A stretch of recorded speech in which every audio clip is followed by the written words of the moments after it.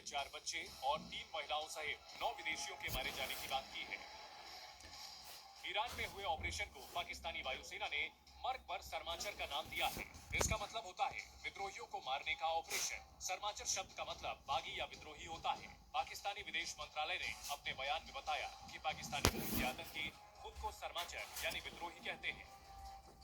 This morning, Pakistan undertook a series of highly coordinated and specifically targeted strikes against terrorist hideouts in Sistan-o-Baluchistan province of Iran.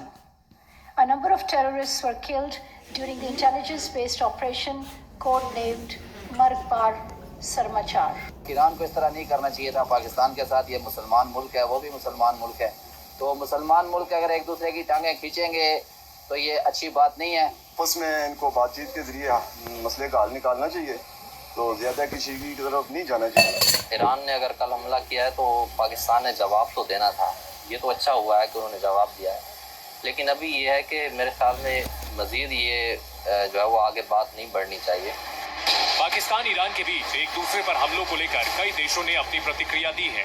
America ने कहा कि इस मसले को शांतिपूर्वक हल किया जा सकता है। चीन ने बयान जारी करके कहा कि वो पाकिस्तान और ईरान के बीच जारी तनाव से बहुत ज्यादा चिंतित है। पर भारत के बयान को सुनकर पाकिस्तान की सेना और सरकार टेंशन में है। भारतीय विदेश मंत्रालय ने 2 बड़ी बातें कही हैं। पहला, आतंकवाद पर भारत की 0 टॉलरेंस वाली नीति है और कोई देश अपनी आत्मरक्षा के लिए ऐसे कदम उठा सकता है। पाकिस्तान की धरती पर मौजूद आतंकवादियों और आतंकी अड्डों को लेकर भारत का हमेशा से यही रुख रहा है। हालांकि भारत का बयान सुनने के बाद से पाकिस्तान में आतंकवादियों के लिए चिंता बढ़ गई है। इंडियन फॉरेन ऑफिस का स्टेटमेंट जो था उसने जारी बात है पाकिस्तान को बड़ा परेशान किया। कहते हैं कि जो ईरान ने किया था वो सेल्फ डिफेंस है। अब जारी बात है जो पाकिस्तान ने किया वो भी सेल्फ डिफेंस के लिए किया। पूरी पाकिस्तानी कौम परेशान है कि पाकिस्तान ने आखिर ऐसा क्या कर दिया था कि हमारे दोस्त मुल्क ने, हमारे बरादर इस्लामी मुल्क ने हम पे हमला ही कर दिया। पाकिस्तान ने कहा कि उसे आत्मरक्षा के लिए उन आतंकियों पर हमले का अधिकार है जो ईरान की सीमा में मौजूद हैं। 2016 की सर्जिकल स्ट्राइक और 2019 में बालाकोट पर हवाई हमले के दौरान भारत ने भी ऐसा ही किया था। अब पाकिस्तान ने ईरान पर हमला करके अपनी जमीन पर मौजूद हाफिज सईद और मसूद अजहर जैसे आतंकियों पर हमले का रास्ता खोल दिया है। पाकिस्तान पर हमले के बाद भारत ने ईरान को सपोर्ट किया। ये बात पाकिस्तान को सबसे ज्यादा चुभ रही है। इंडिया ने ईरान को सपोर्ट किया है जो ईरान ने एक पोजीशन ली है पाकिस्तान के हवाले से, और इंडियन अथॉरिटीज ये समझती हैं कि जो टेररिज्म का मसला उन्होंने उठाया है, वो कहते हैं जी क्योंकि ईरान ने टेररिज्म की बात की और टेररिस्ट नेटवर्क्स की बात की है तो बिल्कुल ईरान की पोजीशन ठीक है, जो कि जारी बात है इंडिया की भी पाकिस्तान के हवाले एक शुरू से ये पोजीशन जो है वो मौजूद है। ब्रिगेडियर साहब, हमारी बात यही चल रही है कि ईरान को एक पॉइंट तो ये है कि ईरान ने आखिर ऐसा क्यों किया, ईरान ने ऐसी ऑप्शन की क्यों एक्सरसाइज की। सबसे पहले तो 2 रोज पहले जो है जयशंकर साहब जो है वो तेहरान में मौजूद थे और शायद उनकी जानिब से कोई इस तरह की इंटेलिजेंस शेयर की गई ईरानियन काउंटर पार्ट के साथ के जिसमें बताया गया कि जो आपके करमान में 4 जनवरी को सुसाइडल अटैक हुआ था उसके जो कर्ता धर्ता है वो पाकिस्तान में फलानी जगह पे मौजूद हैं। आज पाकिस्तान से खबर आई कि उनके वजीर आजम और वित्त मंत्री दोनों ही स्विट्जरलैंड से फौरन वापस आ रहे हैं। क्या इसकी वजह पाकिस्तान का भारत वाला डर है? आखिर पाकिस्तान की सरकार हड़बड़ाहट में क्यों दिख रही है? The Prime Minister of Pakistan, Anwarullah Kakar, who is currently in Davos to attend the 54th annual meeting of the World Economic Forum, has decided to cut short his visit in view of the ongoing developments. Pakistan के PM भले ही इस्लामाबाद वापस आ जाएं, हालांकि वहां फैसले का अधिकार तो आर्मी चीफ को ही है। पाकिस्तानी सेना के इस हमले से अमेरिका को भी ईरान के खिलाफ रास्ता मिल गया है। पाकिस्तान दुनिया का अकेला देश है जिसने साल 1980 से 1988 के ईरान इराक युद्ध के बाद ईरान की सीमा में हमला किया है। अमेरिका और इजराइल जैसे देश काफी दिनों से ईरान के परमाणु कार्यक्रम को निशाना बनाने की कोशिशें कर रहे हैं। तो क्या पाकिस्तान ने उनको हमले का रास्ता दिखा दिया है? पाकिस्तान और ईरान का तनाव ज्यादा बढ़ने या फिर जंग में बदलने की उम्मीद ना के बराबर है, क्योंकि जो पाकिस्तान दुनिया भर में कटोरा लेकर कर्ज मांगता है वो युद्ध क्या खाक लड़ेगा। ब्यूरो रिपोर्ट, जी मीडिया। तो पाकिस्तान ने ईरान पर जवाबी हमला किया है और इसके क्या मायने हैं, देशहित पाठशाला में आपको हम समझाते हैं। पाकिस्तान का जवाबी हमला असल में इस्लामाबाद की मजबूरी थी। ये एक तरह से चेहरा बचाने की कोशिश है जिसमें पाकिस्तान की सेना कामयाब होती दिख रही है।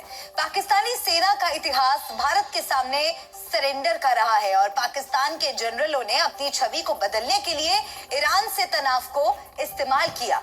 पाकिस्तान ईरान तनाव पर देशहित पाठशाला का पहला सवाल ये है कि ईरान पर हमले से पाकिस्तान को क्या फायदा होगा। इसका जवाब है कि पहले पाकिस्तान में सेना के खिलाफ माहौल था, अब पाकिस्तान के जवाबी हमले के बाद ज्यादातर लोग सेना के साथ हैं। इमरान खान के खिलाफ कार्रवाई को लेकर वहां की जनता सेना के खिलाफ थी, पर अब पाकिस्तान में सेना के लिए समर्थन बढ़ गया है। अगला सवाल है, क्या गाजा संघर्ष के बाद अब पाकिस्तान ईरान के बीच भी तनाव बढ़ेगा? तो इसका जवाब भी आपको देते हैं। संभावना इसकी कम है क्योंकि हमले के बाद पाकिस्तान ने शांति का संदेश भेजा है। पाकिस्तान ने कहा कि वो मुद्दा सुलझाने के लिए ईरान के साथ बातचीत चाहता है, यानी पाकिस्तान को डर है और वो नहीं चाहता कि ईरान नाराज हो जाए।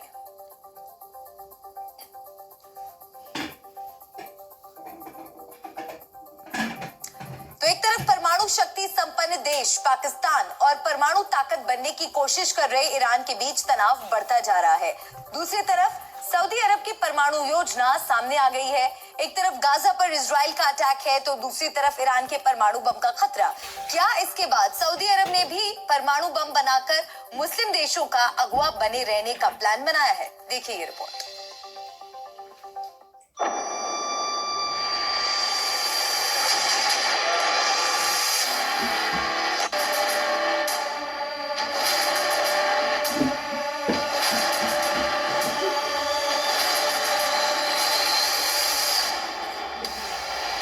गाजा पर इजराइल के बम गिर रहे हैं, मौत का आंकड़ा बढ़ रहा है, लेकिन मुस्लिम देश खामोश है।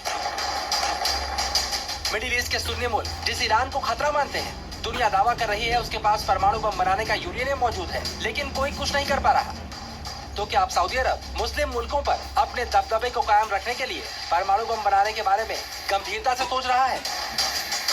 ये चर्चा इसलिए शुरू हुई है क्योंकि अब सऊदी अरब ने अपने यूरेनियम संवर्धन के कार्यक्रम का बचाव करना शुरू कर दिया है। It's very simple. We have large deposits of uranium in Saudi Arabia and we want to be able to take advantage of it economically. We don't want people to pick up our dirt and move it and realize the value of it and the industry of it and the associated industry and the ripple effects of it outside Saudi Arabia. We want the jobs in Saudi Arabia, we want the industry in Saudi Arabia because we have the resources in the kingdom.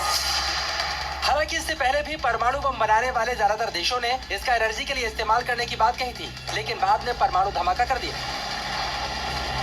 लेकिन अब आप ये जानिए आखिरकार क्यों Saudi अरब के uranium संवर्धन पर सवाल खड़े हुए। इसकी वजह है सऊदी के सबसे शक्तिशाली नेता का बयान, जो साफ साफ अपनी परमाणु मंशा दुनिया को पहले ही बता चुके हैं। अगर ईरान ने परमाणु हथियार बना लिए तो हमें भी ऐसा करना पड़ेगा। कोई भी देश जब परमाणु हथियार प्राप्त कर लेता है तो सऊदी अरब इससे चिंतित होता है।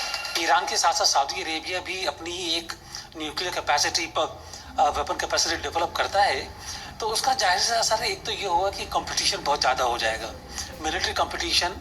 और ये भी हम जानते हैं कि सऊदी अरेबिया ईरान में जो रिवैलरी है एक दूसरे की, एक शिया है दूसरा सुन्नी है वहाबी है, तो एक तरह से अपने प्रभाव के लिए जो उनके बीच में कंपटीशन चलता रहता है ये, तो उसको देखते हुए डर ये है कि ये कंपटीशन और पहले से ज़्यादा खतरनाक हो जाएगा। ये सऊदी अरब के क्राउन प्रिंस ने ईरान के बम तैयार करने पर खुद भी बम बनाने की बात कही थी। तो आप ये भी जानिए कि ईरान का परमाणु कार्यक्रम कहां तक पहुंचा है।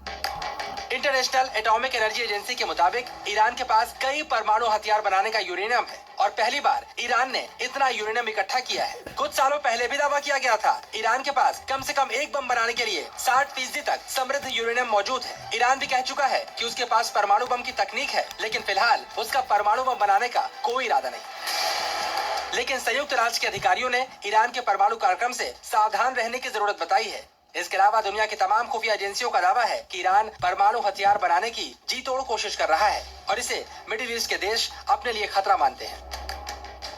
जैसा कि जियोपॉलिटिकल सिचुएशन चल रही है वहाँ पर स्ट्रेटेजिक सिचुएशन मिडिल ईस्ट में, अगर सऊदी अरेबिया सोचता है कि मेरे को भी यहाँ पर एक बैलेंस बनाए रखने के लिए न्यूक्लियर कैपेसिटी एक्वायर करनी है तो उनके लिए आसान हो जाएगा ये।